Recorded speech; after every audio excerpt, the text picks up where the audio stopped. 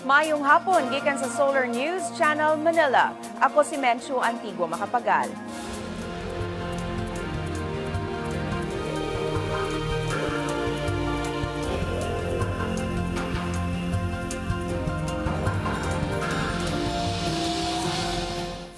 Aniya mga balita alang sa Kabisayan ug Mindanao. Ubos gihapon ang influenza cases sa Cordillera Region bisan sa kabugnaw sa panahon. Haduol na sa 1,000 ang nabiktima sa pabuto ni adtong Pasko ug bag-ong tuig. Mibalik na ang klase sa Tacloban City karong adlaw bisan gubaon pa ang mga classrooms. Ug looting kon pagpangawat atol sa kalamidad, pahamtangan ug dakong silot. Pabiling ubos ang influenza cases sa Cordillera Region itandi sa miaging tuig bisan sa pag-ubos sa temperatura sa lugar. Daan ang miabiso ang Health Department sa katawhan pagsagop og mga pamaagi aron makasugakod sa bugnaw nga klima nga anaa sa 12 to 14 degrees Celsius. Hinuon gibutyag ni Department of Health Assistant Regional Director Dr. Amelita Pangilinan nga mas ubos og 8.85% ang influenza cases sa Cordillera sa 2013 itandi sa 2012. Kapin sa 10,000 ka kaso ang natala sa 2012, samtang kapin lang sa 9,000 ang kaso sa 2013. Hinuon dunay gamay nga pagsaka sa influenza-like illnesses nga namatikdan ang DOH didto sa Abra, Apayao, Benguet, Baguio City ug Mountain Province. Sagad sa apektado ang mga bata nga nagpangidaron og usa ngadto sa 4 ka tuig. Hinuon matud ni Pangilinan dali ra masanta ang influenza. Madali lang kasing mag-prevent dito eh. Just keep yourself warm, use your immune system, stay at home when it's very cold. And if you have active colds, huwag ka nang lumabas kasi mag-spread ka lang ng virus. Mitukod na ang Department of Agriculture og mga greenhouse facilities ug mini dams sa mga barangay sa Benguet aron masulbad ang problema sa frost nga padayong nakaapekto sa mga utanon sa dapit. Natala ang frost sa rehiyon ni atong December 30 sa miaging tuig nga mipaubos sa temperatura ngadto na sa 9 degrees Celsius. Nadaot ang mga utanon sama sa repolyo ug patata sa mga lungsod sa Atok ug Kibungan tungod sa tinuig nga frost. Makigtagbo si Agriculture Secretary Proceso Alcala ngadto sa mga lokal nga opisyal aron hisgutan ang mga paagi sa pagsulbad sa frost sa dapit. Migahinasab ang DA og 2.4 million pesos sa miaging tuig alang sa katukuran sa mga greenhouses ug ubang irrigation facilities aron makaani gihapon ang mga mag-uuma bisan sa kabugnaw sa panahon. Misaka na ngadto sa 962 ang kaso sa mga nabiktima sa pabuto base sa katapusang tala ni adtong January 4. Gikumpirma ni Health Assistant Secretary Eric Tayag nga mas taas kini og 5% itandi sa 929 lang ka kaso sa pagsugat sa 2013. Duha ang nakatulon og pabuto, 17 sab ang naigo sa saag nga bala. Og dulan 360 na ang nabuthan sa Piccolo nga daan ang gidili sa Department of Health sukad 2007. Ipagawa sa DOH ang ilang katapusang report sa mga biktima sa pabuto karong adlaw. Sa Cordillera Region, walay natalang kaso sa indiscriminate firing ang kapulisan bisag wala gisilyuhan ang mga armas sa mga otoridad. Daan ang gibutyag ni Cordillera Police Regional Director Isagani Neres nga dili masanta ang krimen pinaagi sa pagselyo sa mga armas sa kapulisan sa rehiyon. Gikan sila ni Neres ang ceremonial gun muzzling ni atong Disyembre tungod kay matud niya dili kini mohaom sa trabaho sa kapulisan nga mopahamtang sa kahapsay sa ilang mga lugar kung giselyuhan ang ilang mga armas. Gitumbok ni Neres nga gikinahanglan ang mas detalyadong accounting sa mga armas ug sa mga bala aron batukan ang indiscriminate firing sa kapulisan. Gitahasan sab ang mga station commander sa Cordillera nga i-account ang tanang armas sa kapulisan aron masulbad ang mga kaso sa indiscriminate firing atol sa pagsugat sa bag-ong tuig. Sukad 2011, tulura ka kaso sa indiscriminate firing ang natala sa Cordillera ug walay natala nga kaso sa indiscriminate firing atol sa pagsugat sa tuig 2013 ug 2014. Ito yung unique sa Cordillera nung nakaraang bakasyon na lahat ng mga kapulisan ay wala pong bakasyon. Wala po yung the usual New Year's break at saka yung sa Christmas break. Lahat po accounted yung mga tao natin. So napakadaling tignan, i-determine kung may nagpaputok na pulis o hindi.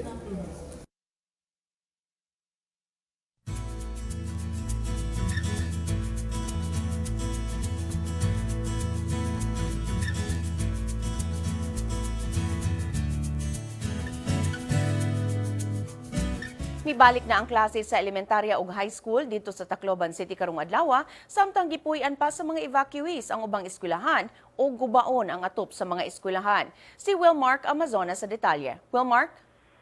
Menchu, non karon kadlaw ang mga estudyante sa Tacloban City human sa halos duha ka bulan nga paghunong sa klase tungod sa bagyong Yolanda. Apan daghan pa sa mga eskwelahan sa elementarya o public high school ang gigamit sa mga evacuees samtang ang ubang classroom gubaon pa o gatop. Ang labing dakong nga public secondary school dinhi sa Visayas mao ang Leyte National High School dinadunay 6,200 ka estudyante base sa 2013-2014 enrollment data. Mga tinun-an sa mga eskwelahan mitambong nasa ilang klase. Apan matod sa principal sa Leyte High, Jane Pudilan, karong adlaw gigahin una alang sa pagsubay sa mga estudyante o posible ugma na o sa Miyerkules makasugod ang klase. Bisan tuod og daghan sa ilang mga estudyante ang nakareport karong adlaw. Apan matod ni Pudilan, kulang pa kini sanggit adunay mga estudyante nga naglisod sa transportasyon padulong sa eskwelahan. Posible sad na ang ubang estudyante na malhin og laing eskwelahan. Gibutyag ni Pudilan nga gibalhin na ang mga evacuees ngadto sa ubang building aron dili makadisturbo sa klase. Hangtod na lang sa hinapos karong bulana ang mga evacuees sa Leyte High base sa pasalig sa DSWD. Matod ni Pudilan, ilang gipaabot ang construction sa transitional classroom nga gihimo sa Philippine Red Cross samtang gihulat-ila ang Department of Public Works and Highways pag-ayos sa nagubang mga classroom. Gibutangan sab og mga pulis ang eskwelahan aron kalikayan ang kagubot samtang anaa sulod sa compound sa Leyte High ang evacuees. Nahinaot ang mga estudyante sama sa second year high school na si Matthew Bulingatan nga mibalik na sa normal ang ilang klase ug makita pagbalik ang iyang mga classmates. Menchu. Daghang salamat, Wilmark Amazona, reporting gikan Tacloban City. Mosentro ang mga klase karong adlaw sa Tacloban City sa storytelling ug debriefing sessions alang sa mga estudyante nga nabiktima sa bagyo. Matod sa mga magtutudlo, nahimong emosyonal ang mga bata atol sa ilang mga debriefing sessions. Gani ang ubang mga bata mi-drawing sa ilang mga ginikanan ug mga paryente nga nangalunod sa baha dala sa storm surge.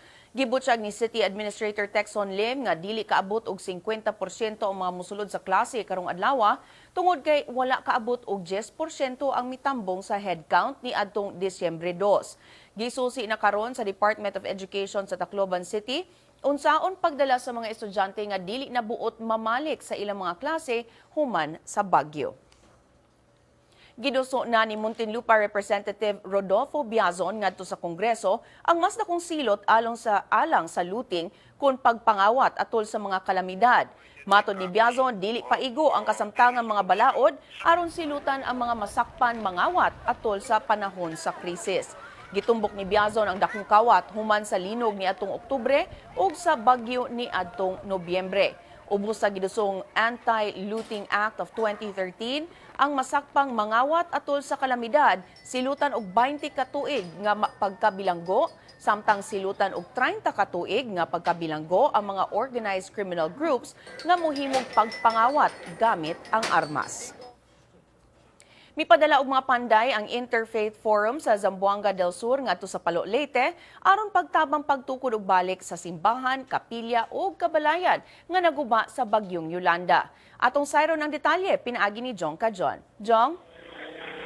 Mencho, mao kini ang ikatulong nga batch sa mga contingent nga gipadala sa Zamboanga del Sur, Pagadian City Interfaith Forum Solidarity for Peace sa Leyte aron mutabang sa mga biktima sa bagyong Yolanda.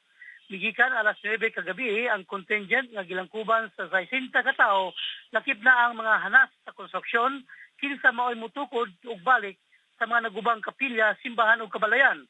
Matod ni Interfaith Secretariat Information Officer Frey Reyes, ang contingent gilangkuban sa tribe people sa Pagadian City ug Zamboanga del Sur ang mga Christian, Muslim ug Subanan tribes.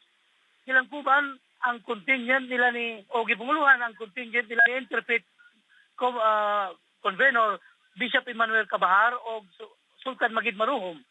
Mupuyo ang contingent sa Palo Leyte sulod sa napulo ka adlaw. Dala nila ang pagkaon, medisina o construction materials o labaw sa tanan ang ilang gugma paglaom o pagdasig ngadto sa katawan nga nabiktima sa bagyo. Ang Archdiocese sa Palo Leyte mo'y mohos sa grupo. Mencho? Daghang salamat, John reporting gikan Pagadian City. Sa pagbalik sa Solar News Cebuano, 300 milyones pesos ang gigahin sa Mandaue City alang sa pagtukod og bag-ong merkado, hulip sa merkado nga naguba sa linog. Ang detalye sa among pagbalik.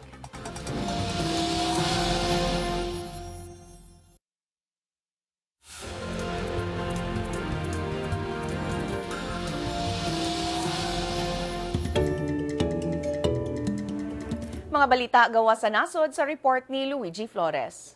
The leader of the rebel group Mihingusog ang mga rebelde sa South Sudan nga buhian na ang ilang mga alyado atol sa peace talks tali sa ilang gobyerno. Matod sa tikpamaba sa mga rebelde, walay basihan ang mga peace talks kung padayon gihapong gitanggong ang mga rebelde. Matod sa South Sudanese government, buhian ang mga rebelde subay sa balaod. Lakip sa mga gitanggong ang 11 ka mga politiko tungod sa giingong coup attempt. Dugang sa South Sudan, dili kini ang ayang himuong hinungdan sa paglangan sa peace talks. Gipaabot nga sugdan ang peace talks sa Addis Ababa, Ethiopia aron matapos na ang panagbangi sa nasod, apan nalangan na sab kini. Sa Estados Unidos, gibutyag ni US Secretary of State John Kerry nga tabangan ng Iraq sa Amerika aron batukan ang mga Islamist militants nga sakop sa Al-Qaeda sa Anbar province sa Iraq. Gipaningkamutan sa mga sundalong Iraqi ug mga nitibo nga mabalik kanila ang pagdumala sa lalawigan nga gi-take over sa mga Islamist militants. Atol sa iyang pagbisita sa Middle East, gibutyag ni Kerry nga dili mobalik ang mga sundalo sa Amerika sa lalawigan. Ang Anbar province maoy sentro sa rebelyon batok sa Amerika atol sa US invasion sa Iraq ni adtong 2003, hangtod gi-withdraw sila ni adtong 2011. Misa at si Kerry nga tabangan sa Amerika ang Iraq kutob sa ilang mahimo. Apan wala gidetalye ni Kerry ang pagtabang sa US. Ug mobisita si Pope Francis sa Middle East karong Mayo. Gibutyag sa Santo Papa nga mohimo siyang pilgrimage paingon sa Holy Land karong Mayo 24 hangtod sa 26. Gipaabot nga mobisita si Pope Francis sa Amman, Jordan, Jerusalem ug Bethlehem. Giimbita ang Santo Papa ni Palestinian President Mahmoud Abbas ug ni Israeli President Shimon Peres. Atol sa pagbisita sa lider sa simbahang Katoliko, makigtagbo siya sa mga representante sa Christian churches sa Jerusalem ug ni Patriarch Bartholomew sa Constantinople ngadto sa Church of the Holy Sepulchre. Ang pag-anunsyo ni Pope Francis sa pagbisita sa Holy Land maoy ika-50 nga sumad sa pagbisita ni Pope Paul VI sa Holy Land ni adtong 1964. Mibisita na sab si Pope John Paul II ni adtong 2000 ug si Pope Benedict XVI ni adtong 2009. Luigi Flores, Solar News. Aniyan ang front pages sa mga pamantalaan sa Sugbo. Sa Sunstar Cebu, nagtuo ang Regional Development Council Central Visayas nga mumaayo ang ekonomiya sa rehiyon tungod sa information technology. Sa Sunstar Super Balita, nadakpa na ang suspetsado sa tuli sa bangko sa Daanbantayan, Cebu. Og sa Cebu Daily News, gibutyag sa Sinulog Foundation nga dili lang lingaw-lingaw ang Fiesta Senior karong tuiga. 300 milyones pesos ang gigahin sa Mandaue City alang sa pagtukod og bag-ong merkado human maguba sa linog ni atong Oktubre ang public market sa syudad. Ang Cebu City migahin sab og 20 milyon pesos alang sa rehabilitation sa Pasil Fish Market nga naigo sab sa linog. Dugang detalye pinaagi ni Twinnie Malinaw. Twinnie? Yes, Menchu, lakip ang mga public market sa Mandaue City o Pasil Fish Market sa Cebu City sa nagabihan sa 7.2 magnitude nga linog ni adtong Oktubre tungod niini gahinan sa duha ka syudad og igong pondo aron makabarog og balik ang ilang merkado. Sa Mandaue City gihimo na ang design sa bag-ong merkado. Usa kini ka 3-story market building nga tukuron sa karaang site sa merkado sa sentro sa syudad. Gibana-bana mo kantidad kini og 250 million pesos ngadto sa 300 million pesos. Ang nagubang merkado sa syudad bag-o lang gitukod og kini nagkantidad og 370 million pesos. Apan human sa linog gideklara kini nga dili luwas nga gamiton. Namatyan kini og usa ka babaeng vendor atol sa linog. Ang nagubang new public market sa syudad nahimutang sa likod sa City Sports and Cultural Complex ug gisugdan og gamit ni adto lang Enero 2012. Nalipay noon ang mga vendors sa pagtukod og bag-ong merkado balik sa orihinal nga pwesto niini tungod kay haduol kini sa simbahan og sa City Hall. Sa Cebu City Government gilaraw ang paggahin og 20 million pesos alang sa rehabilitation sa Pasil Fish Market. Matud sa Markets Operation Division, niabot sa 120 fish retailers ang naapektuhan dihang naguba ang merkado atol sa linog. Pagkakaron ang mga vendors anaa na maligya sa Pasil Fish Port. Menchu. Daghang salamat, Twinnie Malinaw, reporting gikan Cebu City. Sa among pagbalik, mihulga si Davao City Mayor Rodrigo Duterte nga angay pamatsyon ang mga rice smugglers sa syudad. Ang detalye sa pagbalik sa Solar News Cebuano.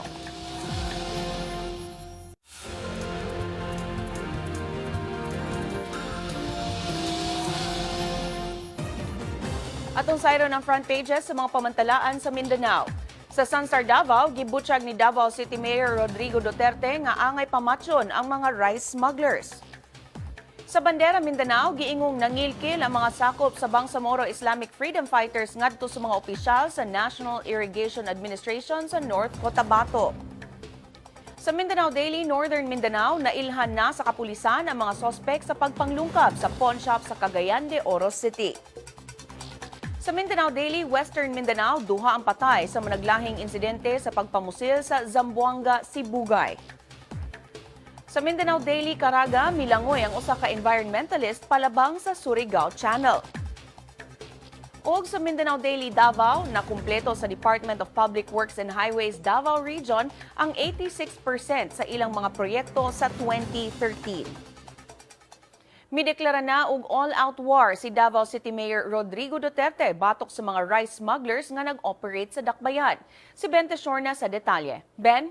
Menchu, ang deklarasyon sa all-out war batok sa mga rice smugglers mo itubag ni Davao City Mayor Rodrigo Duterte sa pagpakitabang sa national government aron mahunong na ang rice smuggling sa nasod. Usa ang Davao City sa nailang entry point sa smuggled rice. Sa iyang weekly television program gikan sa masa para sa masa kagahapon, may pasidaan si Duterte sa mga rice smugglers sa syudad. Miabot pa sa punto ang pasidaan sa mayor nga iyang pamatyon ang mga rice smugglers kung dili mohunong sa illegal nga kalihukan. Giabisuhan sa mayor ang mga rice smugglers pagbiya sa syudad kung dili mohunong sa illegal activity. Mupatawag si Duterte og meeting sa tanang government agencies nga nalambigit pagsumpo sa rice smuggling. Sama sa iyang gihimo kaniadto pagpagawas og listahan sa mga suspetsadong drug pushers. Misaad sab si Duterte pagpagawas og listahan sa mga nailang rice smugglers sa syudad ug iya kininganlan diha sa iyang TV program. Pipila sa mga suspetsadong drug pushers nga anaa sa listahan kaniadto ni Duterte gipamatay sa gituohang mga vigilantes. Menchu. Daghang salamat, Ben Teshorna, reporting gikan Davao City. Patay ang peasant group leader sa Compostela Valley human siya gipusil. Gipusil si Marcelo Monterona ni atong Biyernes atubangan sa iyang balay sa Barangay Elizalde sa lungsod sa Maco. Wala pa mailhi ang duha nga miangka sa motorsiklo ug mipusil kang Monterona. Apan nagtuo ang mga higala ni Monterona nga dunay labot ang iyang kamatayon sa iyang kampanya batok sa Apex Mining Company sa Maco. Niadtong miaging tuig, mibarikada ang grupo ni Monterona sa gate sa Apex Mining nga nakapiang sa operasyon sa minahan. Padayon pang giimbestiga sa kapulisan ang insidente. Mitukod ang Dipolog City og Special Weapons and Tactics Team. Gisugdan ni atong December 22 ang training sa 30 ka pulis gikan sa nagkalain-laing unit sa Dipolog City Police Station, Public Safety Company ug sa Zamboanga del Norte Police Headquarters. Gibutyag ni Zamboanga del Norte Provincial Police Director Senior Superintendent James Mejia nga gikinahanglan na ang pag-upgrade sa kaandam sa kapulisan sa pagbatok sa kriminalidad. Apan gibutyag sa kapulisan nga ubos ang crime rate sa Zamboanga del Norte. Giauhag sa usa ka Malaysian business group ang mga exporter sa Mindanao aron mamahimong halal certified ang ilang mga produkto. Matod sa Malaysia External Trade Development Corporation, gawa sa pagkaon ug ilimnon, ang ayang himuong halal certified ang mga logistics, financial, insurance ug healthcare products sa dili pa kini i-export.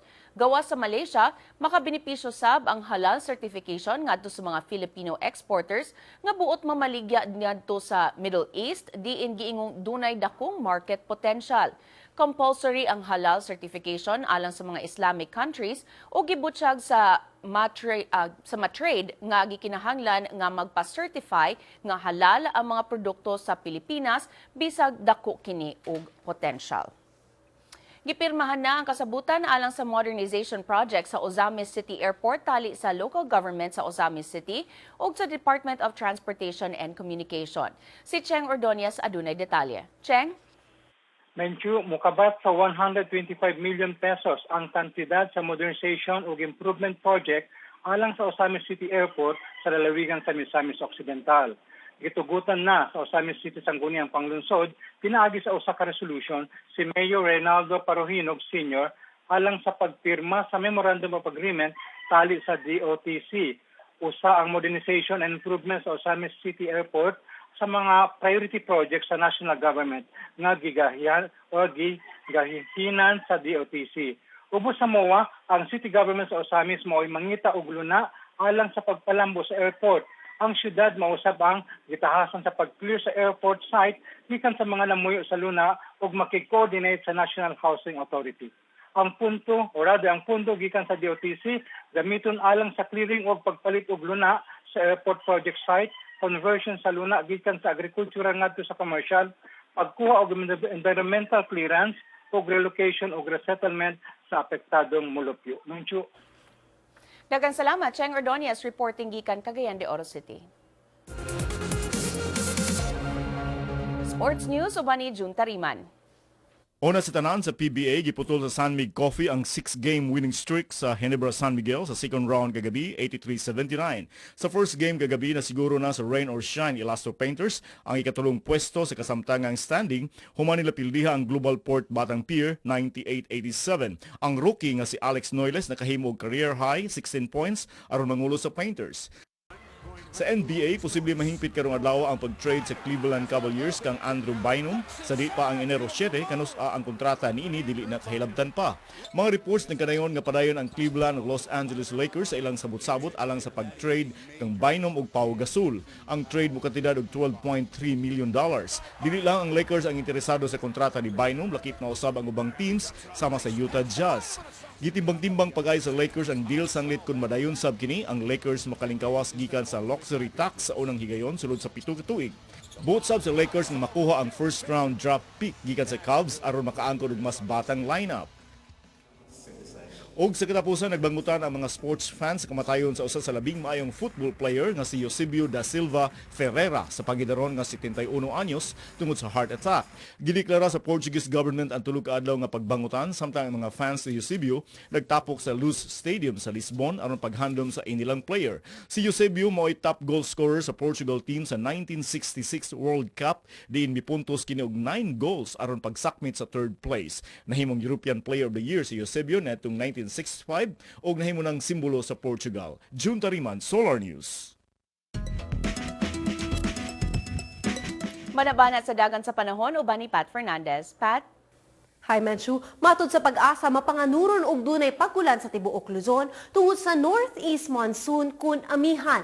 Hinay sab ngadto sa kasarangan ang pag-ulan og thunderstorm sa Eastern Visayas ug Davao region tungod sa panag-abot nga easterly winds ug hanging amihan. Sa ubang bahin sa nasod mapanganuron nga dunay pag-ulan ug thunderstorms. Base sa Metro Weatherscape, hinay ang mga pag-ulan sa southern Palawan. Madag-umon sab ang northern Mindanao o posibleng mukatapang mga pag-ulan sa tibuok Mindanao. Sa Visayas, dunay mga taligsik sa Borongan, ulanon sab ang Tagbilaran ug Dumaguete. Dunay say thunderstorm sa Tacloban, Iloilo ug Metro Cebu. Sa Metro Cebu, posibleng ulanon ang tibuok semana. Ug sa Mindanao, ulanon ang Butuan, Cotabato ug General Santos. Dunay say thunderstorms sa Zamboanga, Davao ug Cagayan de Oro. Sa Metro Davao, ulanon sab nga dunay thunderstorms hangtod na sa Biyernes. Medyo girilis na sa pag-asa ang listahan sa mga ngalan sa bagyo alang sa 2014. Matod sa pag-asa, ang ubang ngalan gikuha gikan sa listahan sa 2010. Tungod kay pigamit og 4-year rotation ng pag-asa alang sa mga ngalan sa bagyo. Matud ni Pag-asa forecaster Fernando Cada, adunay average nga 19 to 20 cyclones sa nasol matag tuig. Apan sa 2013, adunay 25 typhoons misulod sa Philippine territory. Lakip na sa Typhoon Yolanda nga maoy labing kusog ug destructive. Ug mao kadto ang latest sa dagat sa panahon. Visayas ug Mindanao pag-amping kanunay. Balikan nimo Menchu. Daghang salamat, Pat Fernandez. Kung bot ninyo matanaw pag-usabang episode karon sa Solar News Cebuano, i-like ang among Facebook page, Solar News Cebuano. Bisitahi sabang among website, www.solarnews.ph. Alang sa inyong mga sugyot o komentaryo, mahimo sab ninyo kining i-email sa solarnewscebuano@solartv.ph. Og mao kadto ang Solar News Cebuano, hangtod og mapuhon, ako si Menchu Antigua Macapagal. Daghang salamat ug pag-amping Kabisayan ug Mindanao.